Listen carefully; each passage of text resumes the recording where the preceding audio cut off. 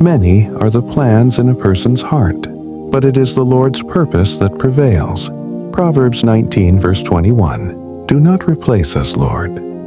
Too many of us are busy acting out our own scripts, chasing ambitions that were never authored by you. We write our own stories, direct our own scenes, and forget the author of life. Some even take on Satan's scripts, knowingly or unknowingly, living out lies dressed as truth, comfort disguised as calling. But your purpose still stands.